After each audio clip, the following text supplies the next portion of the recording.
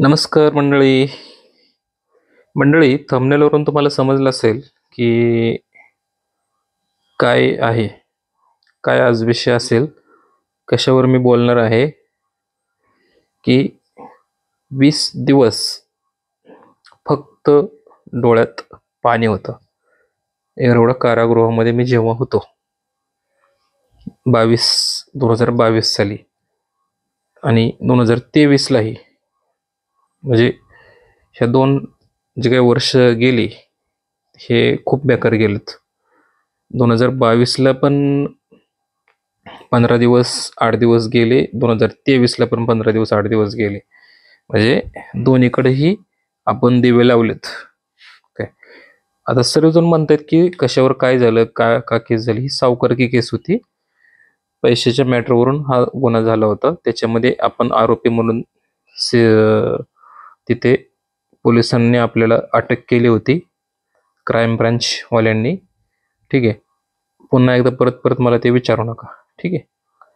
सगळ्यात महत्त्वाचं म्हणजे मी का गेलो, काय असं झालं.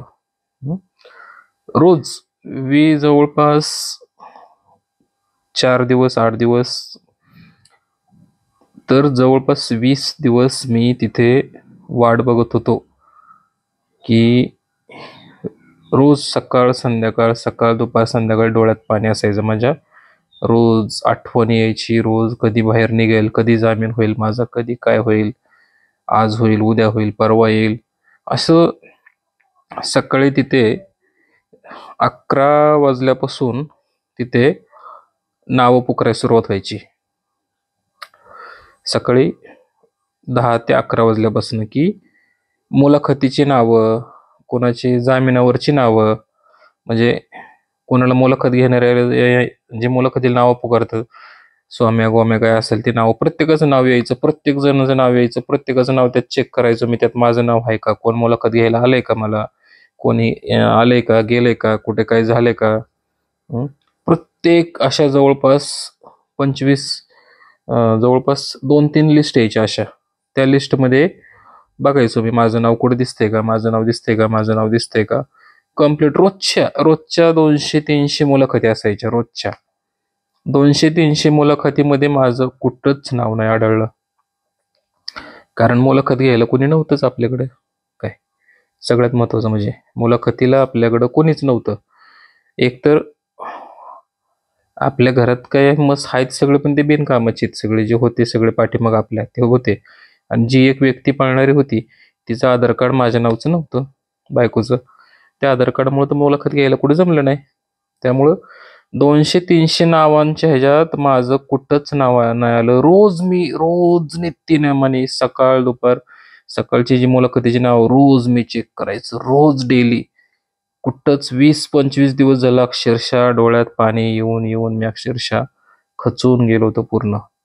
काय की आता लोक म्हणतात की कशाला गुन्हा करायचा, कशाला झक मारायची, नीट आपल्या घालायची, नीट राहायचं. असं नाही. काय झाल्या गोष्टी घडल्या, काय लोकांनी घडवून आणल्या, काही लोकांनी ठरवून केलं, काही लोकांच्या जाणून बुजून झाल्या, काही लोकांनी जाणून बुजून ठरवून आतमध्ये टाकलं. बघा, काय रक्कम अशी मोठी नव्हती, छोटीच रक्कम होती. ते त्यांच्या दृष्टीने माझ्या दृष्टीने ती खूप मोठी होती, त्यांच्या दृष्टीने ती छोटी रक्कम होती. असं रक्कम छोटी 1 रुपया असो किंवा 1 लाख असो किंवा 10 लाख असते, रक्कम आहे शेवटी. 1 रुपयासाठी पण केस होती, 1 लाखासाठी पण केस होती. शेवटी प्रत्येकाची लक्ष्मी असते. ती चूक आपल्याकडनं झालेली आहे, ती आपण नाही मान्य केलेली आहे. पण जामिनावर सुटणारे बंदी, अक्षरशः सकाळी एकदा अनाउन्समेंट करायची जामिनावर सुटणारे बंदी आणि संध्याकाळी दुपारी एकदा. तर अक्षरशः सकाळची 10-15 नावं असायची, 5-25-50 नावं असायची, संध्याकाळी 5-50 नावं असायची. म्हणजे मुलाखत झाली की जामिनावर सुटणारे असायचे 2. त्यानंतर जामिनावरचे त्याच्यावर बी कुठं नाव माझं येत नव्हतं. सारखं कान त्या साऊंडवरती, माईक अनाउन्समेंट करायचे प्रत्येक ठिकाणी साऊंडच्या ह्याच्यावरती, त्या कान सारखं त्या साऊंडवरती नाव, म्हणजे माहीत नव्हतं तर माझ्याबरोबर बरेचसे लोक तिथं असायचे. सारखं लक्ष त्या कानावरती, नाव येते का आपलं, नाव येते का आपलं, नाव येते का आपलं, नाव येते का जामिनावर. पण काही नाव शेवटी आलंच नाही. त्यानंतर व्ही सी कोर्टमध्ये, त्याला व्ही सी मुलाखत, कुणाला कोर्टात ऑनलाईन दाखल करायचं असेल तर व्ही सी कोर्ट दाखल असं होतं. कोणाचा पोलीस ताबा असायचा, पोलीस ताब्याची तर भरपूर नावं यायची. कोणाचे गुन्ह्यात हे तिकडून तिकडं चौकशीसाठी काढायचं कोण बाहेर, कोण कसं काढायचं, म्हणजे असे बरेच नावं यायची. पण माझं फक्त 2च लक्ष होतं, की एकतर मुलाखत कुणीतरी घ्यावी, एकतर वकिलाने घ्यावी, एकतर घरच्यांनी कोणी घ्यावी. असं वकिलांची नावं बघायचं, कुठं माझ्या वकिलाचं नाव दिसतंय का, कुठं घरच्यांचं नाव दिसतंय का, कुठं जामिनावरती नाव येतंय का सांगायला, कोणी माझ्याशी कॉन्टॅक्ट करतंय का.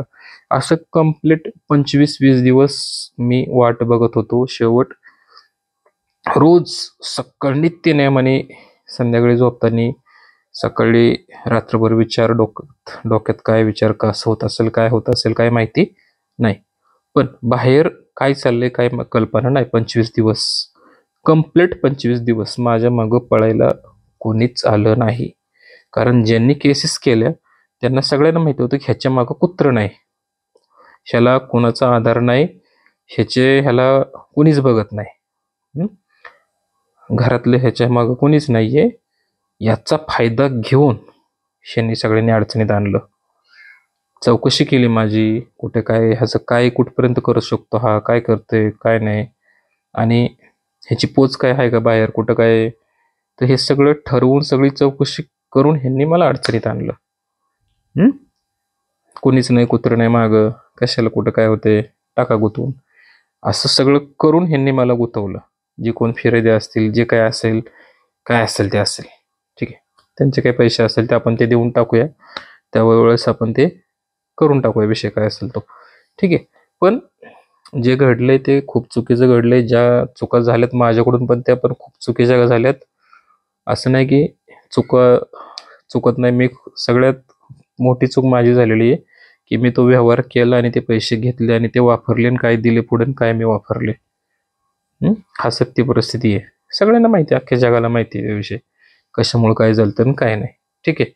बोलण्याचा उद्देश हाच आहे की 25 दिवस मी वाट बघत होतो जामिनावरती, जामिनावर नाव येईल का नाही, पण काही नाव शेवटी आलं नाही. बघा, रोजचा दिवस कसा होता ते मला माहिती, मी काढत होतो. म्हणजे माझ्याबरोबर जो माणूस फर्स्ट टाइम अशा एरवड्या कारागृहामध्ये जातो त्याच्यासाठी सगळं अनपेक्षित गोष्टी असतात पुढच्या, काय होतं काय नाही, कसं असतं ते सगळं अनपेक्षित गोष्टी घडतात, त्याच्यामुळं त्यासाठी ते नवीनच ना. आता तुम्ही म्हणसाल की ह्या गोष्टी मी या सगळ्या पाठीमागं सांगितल्या नव्हत्या. परत काही लोक बघणारे असतात की तू डबल ते सांगतोय. माझे मागचे व्हिडिओ बघत जावा तुम्ही, त्यात कुठे काय मी असे शब्द वापरले आहेत का डबल, ठीक आहे. आजचा विषय आगळा वेगळा आहे, हे तुम्ही थोडंसं समजून घ्या, ठीक आहे. त्यामुळं खूप सांगू शकत नाही परिस्थिती, इतक्या वाईट परिस्थितीतून मी गेलोय, आणि मी माझी बायको इतक्या वाईट परिस्थितीतून आम्ही गेलोय की सांगू शकत नाही तुम्हाला. आम्ही काय एवढं भोगलंय, एवढं भोगायची वेळ आली. आपलीच चुकी आहे, आपलीच म्हणायचं कोणाची चुकी आहे तेव्हा. कोण काही तो मला म्हणलो का बाबा तू असं कर तसं कर, तू केले म्हणजे तुझ्याच हाताने तो पायावर दगड मारून घेतलाय, वाईट कर्माचे फळ तुला वाईटच भेटणार. हे असे सत्य परिस्थिती जे आहे ते आहे. फक्त बोलण्याचा उद्देश आहे की तुम्हाला सांगणे की वाईट काम करू नका. वाईट कामं केल्याने खूप सांगू शकत नाही तुम्हाला की काय होतंय, काय भोगावं लागतंय. तुम्ही जाचाल आतमध्ये, तुम्ही आतमध्ये जायला जेवढं सोपं आहे तेवढं बाहेर निघायला आईचं दूध आठवतं. बाहेर निघायचं सोपं नाही, इतकं सोपं नाही बाहेर निघणं, हा लक्षात घ्या. माझी जेव्हा बायको मला पिंपरी चिंचवडला भेटायला आली, तिथं मला ज्या दिवशी जामीन आहे त्या दिवशी असं वाटलं होतं की जामीन होईल, त्या दिवशी पण जामीन काही झालं नाही माझं. अक्षरशः मी बायकोच्या माझ्या पाया पडलो, मी बाई मला म्हणलं मला बाहेर काढ, बायकोच्या पाया पडलो मी तिथं कोर्टात, बाहेर काढ बाई म्हणलं, मला चुकलं माझं, मी अशा कुठाने करणार नाही, अशी चूक नाही करणार परत.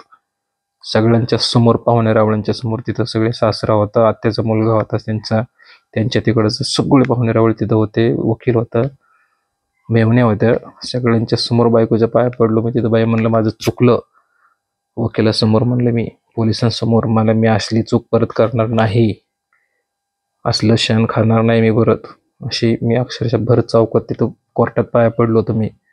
विचार करा किती दुःख, रडत कंटिन्यू रडत.